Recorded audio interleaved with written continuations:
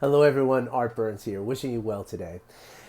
As we learn to dwell in this present moment, right, and as we practice the practice of mindfulness and build the skill of mindfulness, which is the ability to pay attention to what's happening as it's happening, in our unfolding moment to moment experience, and we do so with an absence of judgment, which is to say, with a presence of a sort of compassionate curiosity.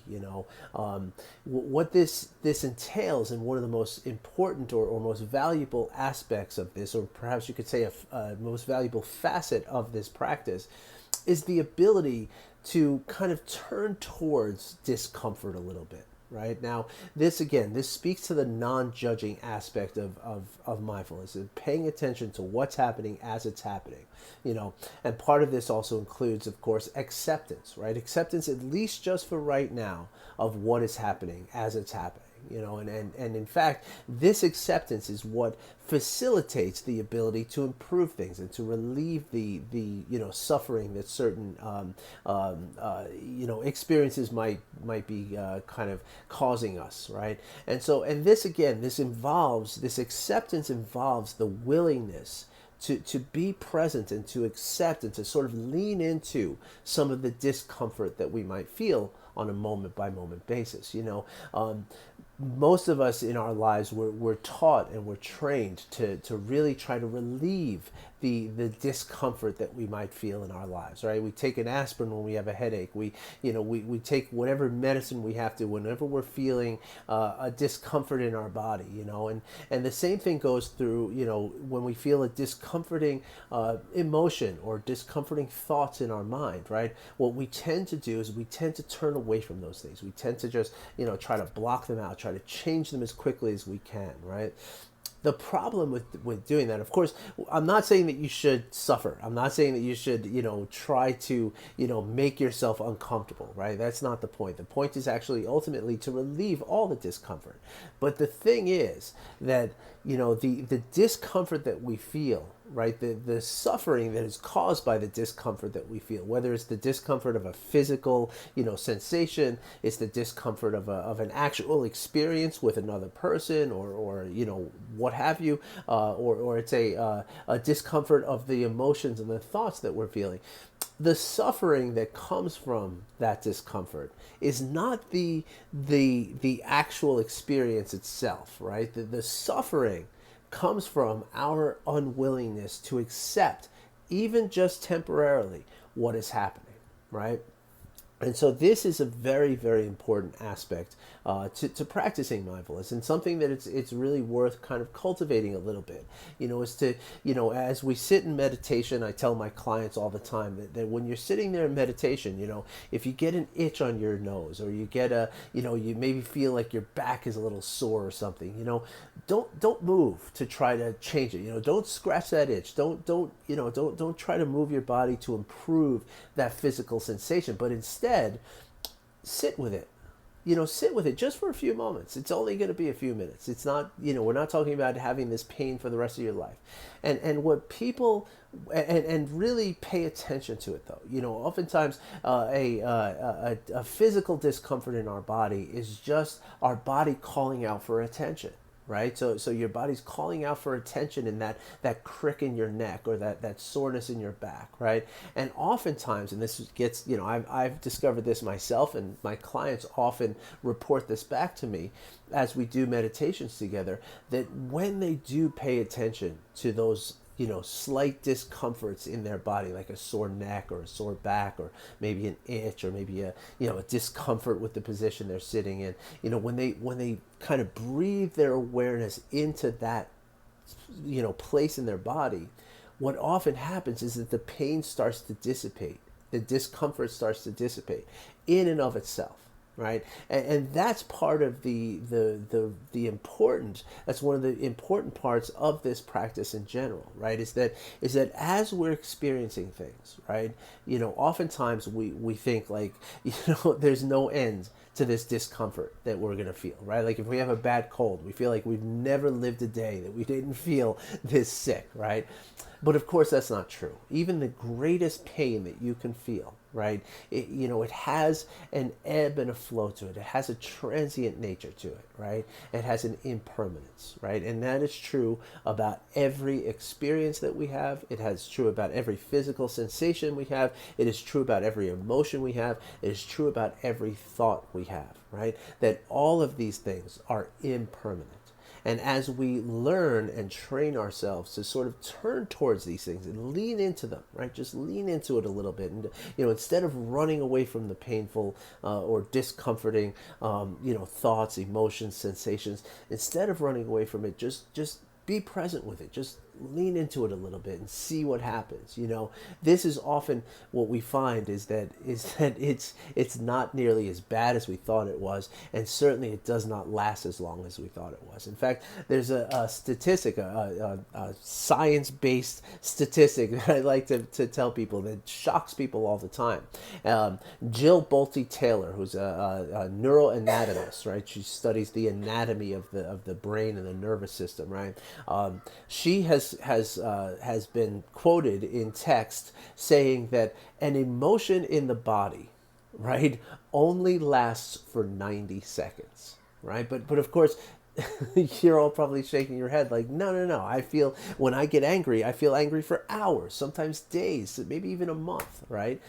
but the thing is that that's not the emotion, right? The emotion itself, right, is impermanent, and it will only last for about a minute and a half.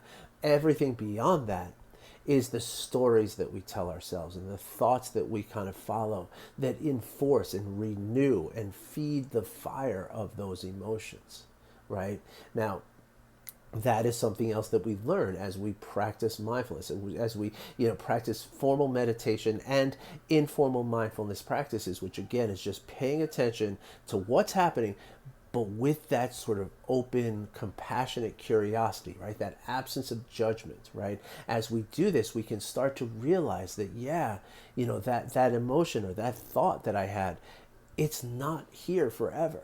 It's not here for very long at all, in fact. And in fact, if we, and that's one of the things that we practice as we practice mindfulness is the practice of letting go, right? Of the ability to, bring our attention back into our body and back into the present moment, right? And when I say back into the body, I mean to the functions of the body, which are always in the present moment. Right, so the breath or the sensation, the senses of the body, right, the five outer senses, right. When we bring ourselves back into these things, we are, by definition, bringing ourselves back into the present moment. And when we do that, when we focus our mind on the breath or on any of one of the five sensations, what we're doing is we're allowing ourselves to let go of the thoughts and let go of the emotions and let go of the need to aversively react to the physical sensations in our bodies, right? And as we do this, right, what we do is we cultivate this presence, right? We allow ourselves to be truly present in what's happening. And when we're truly present in what's happening, that is when we have the ultimate, capacity to deal with whatever it is that we're experiencing in our lives, right? Without fear, without anger, without regret, without all of these emotions that bring us out of this present moment, right? And which take away our power to deal with whatever it is that we're dealing with, okay? And so that's the dynamic effect of mindfulness. And it's really, really powerful and very, very beneficial to us, right? And again, a lot of times you'll hear me say that it all kind of comes down to presence, acceptance, compassion, right? And this is what I mean, right? So when we're present, right, when we're truly in the present moment and really experiencing whatever we're experiencing with our full embodied awareness, right? Like we're here with it, right? We're not somewhere else. Our mind is not somewhere else while our body is experiencing this thing, right? And this is often the most mundane things, right? This is where the opportunity is to experience this, right? So when we're walking from our car to in a parking lot to the front of a store, or when we're washing dishes, or when we're folding laundry, or all the boring stuff that happens in our lives, right? That is the opportunity to really be present with what's happening, right? Because that's the opportunity that our mind has to be thinking about something else, right? Because we don't have to be thinking about walking from our car to the entrance of a grocery store. We don't have to be thinking about washing dishes. We don't have to be thinking about driving. There's so many things in our lives. In fact, like 95% of the things that we do in our lives are things that we don't have to think about doing, right? And so what are we thinking about? Right, we're thinking about the future, or we're thinking about the past, or we're thinking about, whatever it is that's going in our lives. And as I say here a lot, we're always going to think about the negative aspects of these things, right? It's the way we're wired. We're wired for survival. So we're always going to turn towards those negative aspects of the future or of the past, right? And so being present means to really just let go of all of that and just be present, and you'll be amazed at how good that feels and how positively it impacts every aspect of your life, right?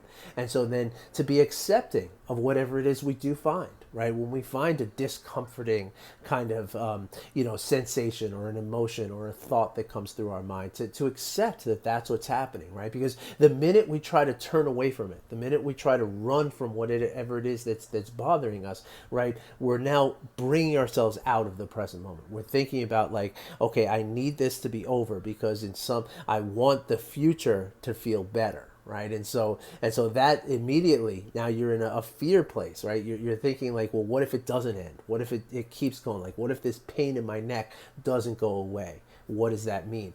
Boom, boom, boom, boom, boom. Now you're in this place of fear and stress, and it's not good for you, right? It's not going to optimize you to function in your life, right? And then, of course, compassion is to be, is to understand that most of the emotions that we feel, most of the thoughts that we have, and therefore most of the sensations, which is kind of caused by those two things, they're not necessarily derived straight from us, right? They have a lot to do with our past, traumas, our implicit memories, our implicit biases, and also experiences that we have no control over, right? So when we can be compassionate towards ourselves in these moments and compassionate towards others in these moments, we start to kind of feel like, okay, it's not my fault. And therefore, we release the feelings of shame and guilt and resentment and all these kind of things. And, shame and guilt would be self-directed, and resentment and anger and frustrations could be, directed towards others. And when we can feel compassion, right, which is to say, like, okay, this person that did something to me, they're in pain, and they're doing this because they're in pain,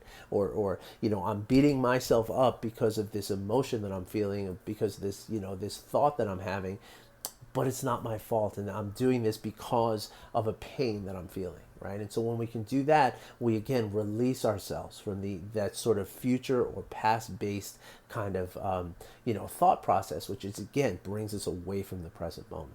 Right? Now, of course, all of this is cultivated by the awareness that we develop as we practice mindfulness, right? Because again, practicing mindfulness means to be aware of what is happening as it's happening, right? And not to allow that judgment, to cloud that awareness, which brings me back to my original point, right? When you get this discomforting feeling or this discomforting thought or emotion, right? When you're judging that as something that's bad and that I have to move away from, right? Now, again, you're out of the present moment, and now you're not really aware of everything that's going on. You're aware of this aversion that you have to what's going on, right? And so that clouds the ability to really see what's happening as it's happening. All right. So you might try that from time to time. If you feel, a little, even when you're sitting on a bus or driving your car or something, or sitting at the dinner table, and you feel maybe a little crick in your neck, right? Instead of, immediately moving to try to relieve that, maybe sit with it for a moment and just see what happens. Give it 10, 15 seconds and see what happens. Does it change? Does it improve? Does it get worse? What happens? And then sure, get up and stretch and make yourself feel better, but practice a little bit being present with that. And then do the same thing with your emotions and your thoughts, right? Just be there with them for a few moments and see what happens, right? See if you can let that emotion only last for 90 seconds, right? And the way to do that is that when you're feeling the emotion, just say hello to it. Just say, okay, there you are. Sadness, fear, anxiousness, whatever it is. There it is. And now I'm just going to sit with my body, and I'm just going to let that emotion be. I'm not going to feed it with thoughts, and I'm not going to, see if you can just let it go.